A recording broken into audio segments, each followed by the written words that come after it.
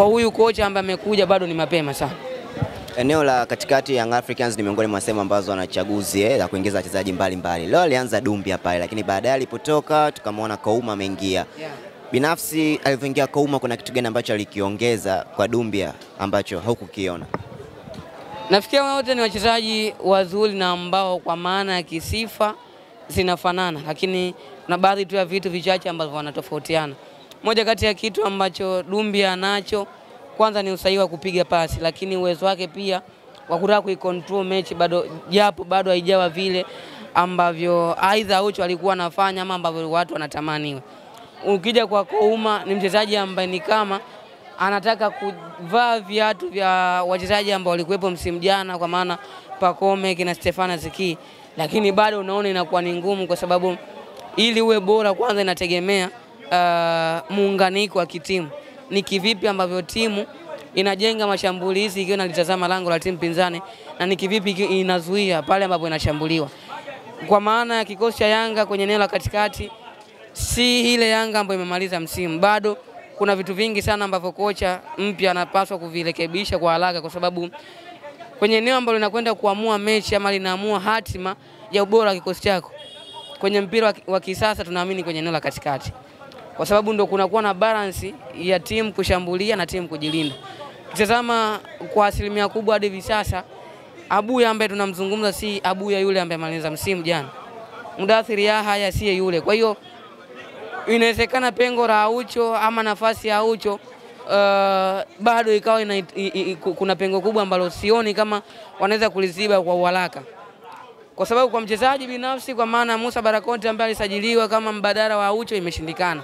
Kilichobaki namna gani ambavyo kocha anaweza akatengeneza mfumo mama ambao unaweza ukawa unaifanya Yanga icheze, lakini pia ipige pasi vile ambavyo ilikuwa inapiga kama msimu uliopita. Kwa hiyo kwangu mimi nafikiri bado kuna kazi kubwa sana ambayo inapaswa kufanyika, kwa sababu Yanga ama mashabiki wa Yanga kwa hivi sasa ukiwauliza wao watakujibu ile Yanga msimu uliopita. Unavyowasikiliza wanaijaji ile Yanga msimu uliopita. Kwa hiyo wasisahau pia ule ni msimu uliopita ambako una Aucho, lakini pia una Stefano Ziki ambaye msimu juzi ndo alikuwa top scorer wa ligi kuu ya Tanzania bara. Kwa hiyo tunapopia wazungumza wachezaji lazima kwanza turudi kwenye madaraja ya ubora wa mchezaji mmoja mmoja, alafu unakwenda kulinganisha na wachezaji ambao tulipaswa kuwafananisha ama kuwalinganisha. Kumlada unapomlinganisha Musa Barakonte na Aucho ni vitu viwili tofauti. Lakini unakuja kwa Arasani Kouma na Stefano Ziki bado kuna utofauti mkubwa. Lakini naamini kuna uwezekano wa kocha kutengeneza mfumo, kuchukua ubora wa Celestian Yekua, ukachukua ubora wa Dumbia, ukachukua Arasani Kouma, ukapata kitu bora. Lakini ni kivipi unaweza kutengeneza mfumo mzuri ambao unaweza ukawa unapata kitu bora na kuziba yale madhaifu ambao wachezaji wamekuwa nayo. Tuzungumzie goli ambalo amelifunga Celestian Yekua. Yeah. Mikimbio sahihi akati anaifanya, namna anatafuta pressing na kumchungulia golikipa kuona ni namna gani ambavyo amekaa mpaka anafanikiwa kwenda kukevu. Ni mtu wa namna gani hasa? Yeah, nafikiri nimezungumza kwamba hizi ndio nyakati ambazo unaweza ukawa unarudi kupima ubora wa mchezaji mmoja mmoja. Nimezungumza kwamba kwa magoli ya leo ya Young Africans, mimi binafsi nitapongeza jitihada za wachezaji. Kumladi goli linanipalia kaka. Bonge moja la goli. Haya magoli hayafungwi ovyo ovyo, ni machache sana kuyaona akifungwa. Nafikiri amefanya kitu bora sana, movement ambayo alikuwa nayo, lakini imani ambayo amepewa na mwalimu na kwenda kuitumia kama faida kwa Young Africans, inawezekana ikaanza kumtengenezea nafasi yeye kuendelea kucheza kwa kikosi cha Yanga, kwa sababu kocha anawatazama wachezaji ambao wanampa kitu bora. Kocha siku zote anaangalia impact ya mchezaji na madhaifu, na anaweza kutengeneza vipi yale madhaifu kuyachukulia kama advantage. Nilichokiona kwa Celestian Yekua ndiye mbadala kwa hivi sasa ambaye tunaweza tukamtaja kama Clement Mzize, kwa maana mikimbio ambayo Clement Mzize anakuwa anaifanya akacheza kama winga nimeiona leo kwa Celestian Yekua. Lakini tazama aina ya goli ambalo amefunga pale, unarudi kupongeza ubora wa mchezaji, kwa sababu haikuwa rahisi, lakini tazama yengo ambayo amechagua. Ni ngumu sana kumlaumu golikipa kwa sababu asingeweza kufanya lolote. Kwa hiyo amefanya kitu bora na inawezekana ikaanza kumjengea imani ya kile ambacho alikipoteza kwa mashabiki na kupata nafasi ya kwanza kucheza. Tumzungumzie Prince Mpumelelo Dube.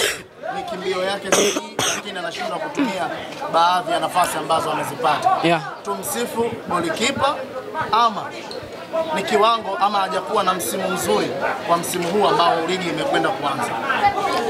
Nafikiri Dube ukimtazama hata msimu uliopita alianza vibaya sana.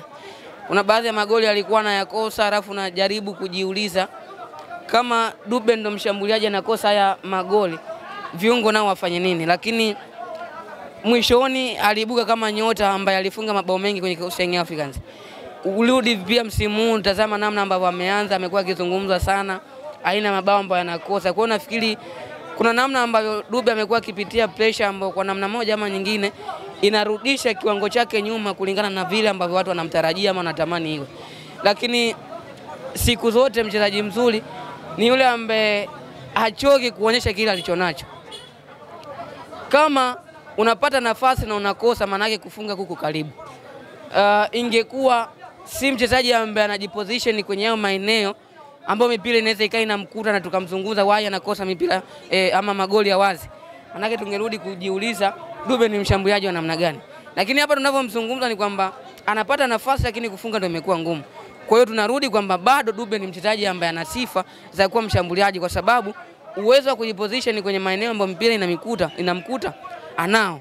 Lakini kitu kingine ni pressure ambayo imekuwa nje ya mashabiki. Kuna namna ambavyo wamekuwa kimtafsiri na vile ambavyo inawezekana sio salama kwake, kwa maana mchezaji haina afya kwa upande wake. Lakini nafikiri hata kinachozungumzwa kwa mashabiki ni kutaka tu kumuona Dube akiwa anafunga. Kwa hiyo naamini kama Dube ni mshambuliaji, magoli yapo.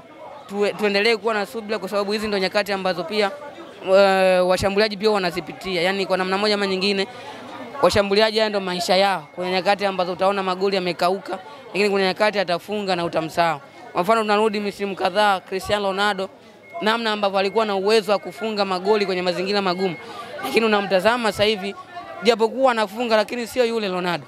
Narudi kwa Lionel Messi. Kwa hiyo kuna kipindi ambacho mchezaji anapitia wakati mgumu wa magoli kukauka mguuni kwake, lakini good enough ni kwamba kwake amekuwa akipata nafasi lakini anashindwa kuzitumia. Kwa hiyo naamini kama ataenda kukifanyia hiyo kazi, nafikiri mwalimu amemtazama, kuna kitu ambacho anakwenda kukiongeza, inawezekana tukaanza kumuona Dube yule ambaye amemaliza msimu vizuri. Asante.